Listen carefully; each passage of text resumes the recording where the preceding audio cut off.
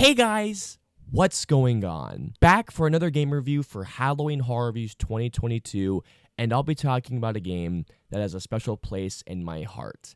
For today's review, I'm going to be talking about Alan Wake, a third-person action horror game developed by Remedy, the same team behind Max Payne, Quantum Break, and most recently, Control. I remember first seeing this game at E3 way back when, I think this was back in like 2010, and I wanted to try it immediately after seeing the incredible stage demo. And also, since Alan Wake 2 is finally coming out, I've been hoping for a sequel for years.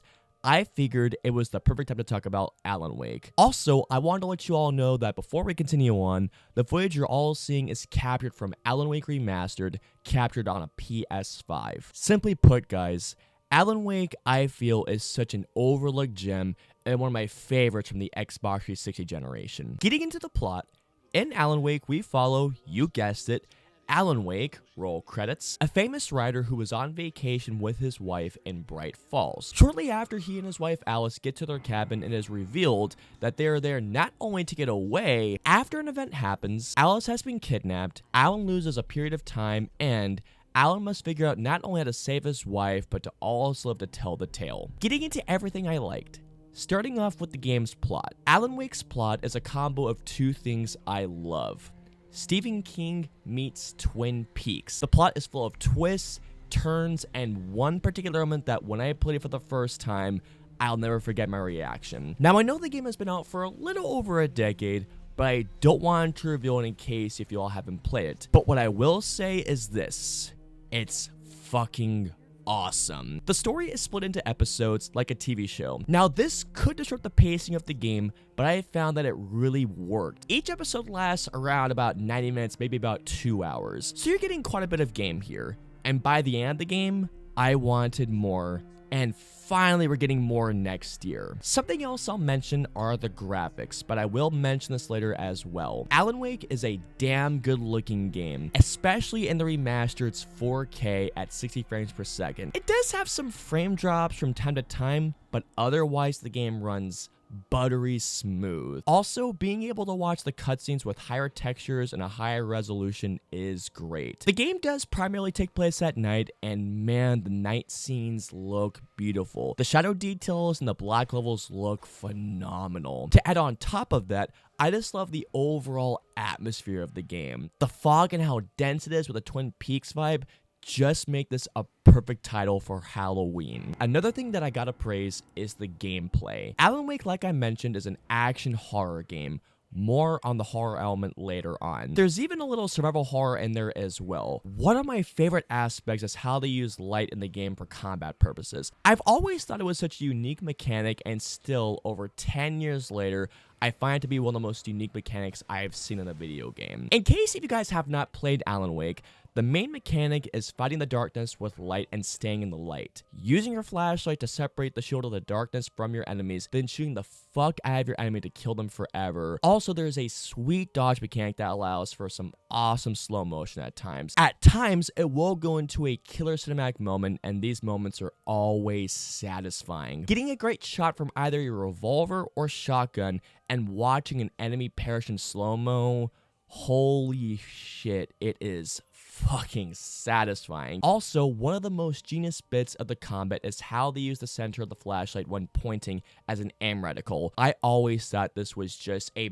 brilliant game design choice, and I'm still blown away by it to this day. Something else I gotta talk about, and that's the sound design. The sound design in Alan Wake is incredible, to say the least. One of my favorite bits of the sound design is the sound that you hear when taking away the darkness from an enemy with your flashlight. And once that light does its job, hearing that final sound, it never gets old. Walking in the woods and then hearing the sound of the darkness around you before a big combat set piece, it sets up the mood so well, and it's quite freaky. Something else I need to mention really quick is the use of the DualSense controller. I really appreciate when a developer decides to use the controller's haptic feedback and the adaptive triggers in some capacity. Here, when you use the flashlight, holding L2 makes it feel like you're actually taking out the darkness, and then as you can imagine, R2 is shooting your guns, and even when you sprint, you feel a little bit of feedback as well. On to the final thing, the horror aspect. Alan Wake, to say the least, is a creepy ass game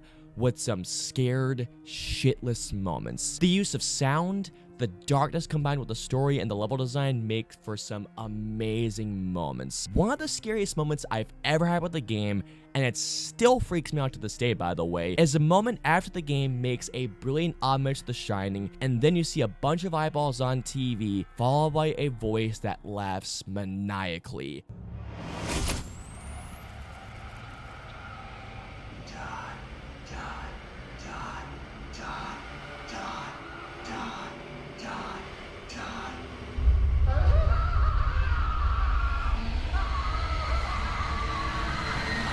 Still to this day, it is one of the most chilling parts I have ever played in a game, and I am not exaggerating when I say this. It is still a moment that still makes my eyes go wide. And walking through the forest with dense fog brings out so much tension, especially when you know you're about to walk into a big fight. Now, unfortunately, onto my issues. One of them being the sprint mechanic. In the regular and even the remastered release, Alan Wake can barely sprint for maybe 5 seconds if I'm being generous before having to stop and catch his breath. Now, don't get me wrong, guys. It does make for quite a bit of tension, but at the same time, it can make things really frustrating. For example, it seems like it could be fully ready for a sprint, and then out of nowhere, Alan just runs out of breath. Alan Wake comes off with the lungs of a chain smoker, and man, let me tell you, there are so many times throughout this game where I thought I was okay, and then just like that, he stopped, especially in the most inconvenient of times. The character models when talking, especially Alice, can look kinda awkward. Also, some close-ups depending on the cutscenes can look a little bit soft too. And then the animations.